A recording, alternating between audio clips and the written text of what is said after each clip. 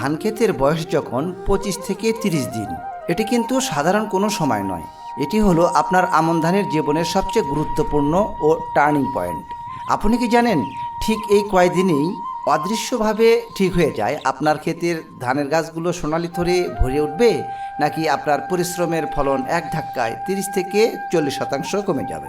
অধিকাংশ কৃষকই এই সময়ে সারের ভুল প্রয়োগ, আগাছার অবহেলা কিংবা সঠিক পরিচর্যার অভাবের অজান্তেই অনেক বড় লোকসানের মুখে পড়ে। কিন্তু চিন্তার কিছুই নেই। আজ আমরা অত্যন্ত সহজ ও বৈজ্ঞানিক নিয়মে জানব কিভাবে এই 25 থেকে 30 দিনের মধ্যে সঠিক সার, আগাছা ও পোকা দমন নিশ্চিত করে আমন ধানের বাম্পার ফলন নিশ্চিত করা যায়। পরবর্তী কয়েক মিনিটে আপনার ধান ক্ষেতের চিত্র বদলে দেওয়ার মতো মূল তথ্যগুলো জেনে নেওয়া যায়। সম্মানিত চাষি ভাইরা, প্রথমে আমরা জানব 25 থেকে 30 দিনে ধান গাছের ভেতরে এই সময়টায় আসলে কি ঘটে। চলুন সেটা একদম সহজ ভাষায় বুঝি। বিজ্ঞানের ভাষায় ধানের এই সময়কে বলা হয় টিলারিং টেস্ট, বা সহজ বাংলা ভাষায় কুশি গজানোর স্বর্ণযুগ। মাটির নিচে ঠিক এই সময়টাতে ধানের শিকড় অত্যন্ত দ্রুত চারদিকে ছড়িয়ে পড়ে এবং মাটির ওপরে কাণ্ড থেকে একের পর এক নতুন কুশি বেরোতে শুরু করে। একটু মনস্তাত্ত্বিক হিসাব করে দেখুন, আপনার গাছ আজ যত বেশি শক্তিশালী ও সতেজ কুশি তৈরি হবে, আগামী দিনে আপনার ক্ষেতে ঠিক ততগুলো বড় ও দানাদার ধানের ছড়া দোল খাবে।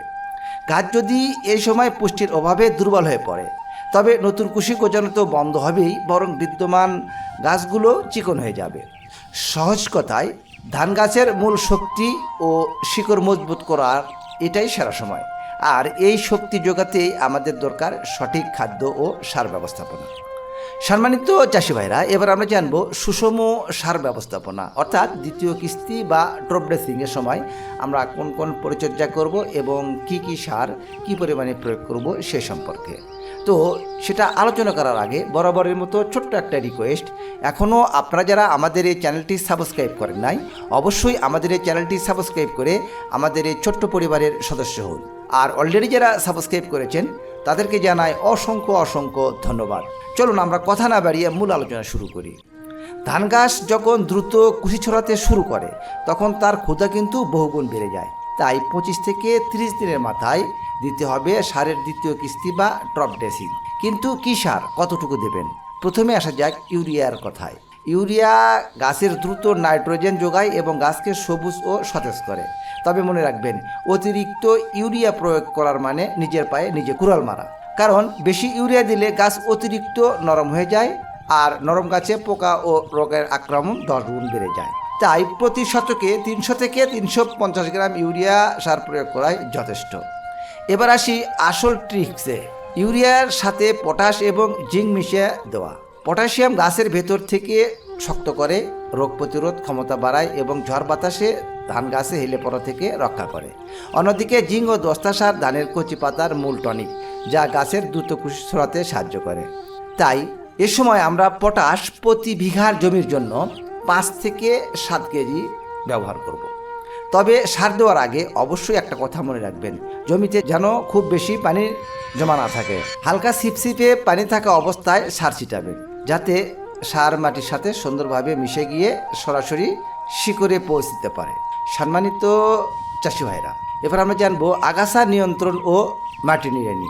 সার তো দিলেন, কিন্তু সেই সারের পুষ্টি আপনার ধান গাছ পাচ্ছে তো, নাকি অলক্ষ্যে সেগুলো চুরি হয়ে যাচ্ছে?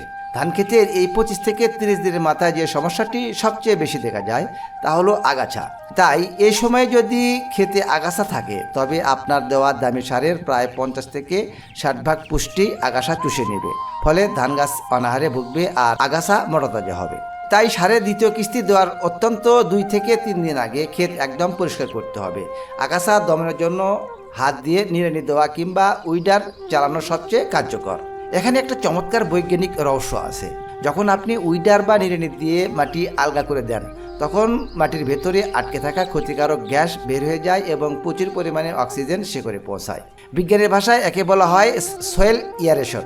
শিকড় যখন তাজা অক্সিজেন পায়, তখন তা দ্বিগুণ শক্তিতে মাটির নিচ থেকে পুষ্টি টেনে নিতে শুরু করে। তাই মনে রাখবেন, শুধু সার দিলে হবে না, ধান গাছের খাওয়ার পটটাকেও পরিষ্কার ও অক্সিজেন সমৃদ্ধ রাখতে হবে।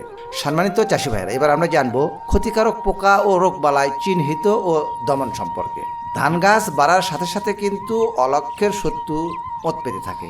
25 থেকে 30 দিনের এই সময়টায় ধান গাছের প্রধান দুটি পোকা আক্রমণ সবচেয়ে বেশি দেখা যায়, যেমন মাজরা পোকা এবং পাতা পরানো পোকা। প্রথমে আসি মাজরা পোকায়।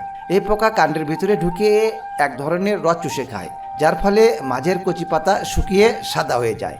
একে আমরা বলি মাইজ মরা।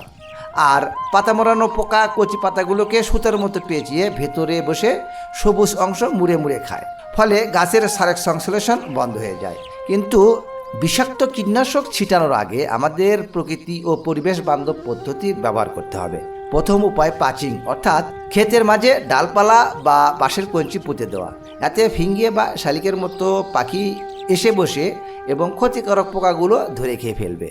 এছাড়াও আলোর ফাঁদ ব্যবহার করলেও পোকার উপস্থিতি যাচাই করা যায়। যদি আক্রমণ মাত্রা খুব বেশি হয়ে যায় তবে কেবল সঠিক মাত্রায় অনুমোদিত কীটনাশক প্রয়োগ করবেন। তবে মনে রাখবেন, অপ্রয়োজনে অতিরিক্ত ওষুধ স্প্রে করলে বন্ধু পোকা মারা গিয়ে শত্রু পোকার দাপট আরও বেড়ে যেতে পারে। সম্মানিত চাষি ভাইরা, এবার আমরা জানব সেচ ও পানি ব্যবস্থাপনা সম্পর্কে। অনেকেই মনে করেন ধানের ক্ষেত মানে হাঁটু পানি জমিয়ে রাখতে হবে, কিন্তু এটি সম্পূর্ণ ভুল ধারণা। বিশেষ করে এই 25 থেকে 30 দিনের সময়ে অতিরিক্ত পানি জমে থাকলে নতুন কুশি গজানোর প্রক্রিয়া মারাত্মকভাবে বাধাগ্রস্ত হয়।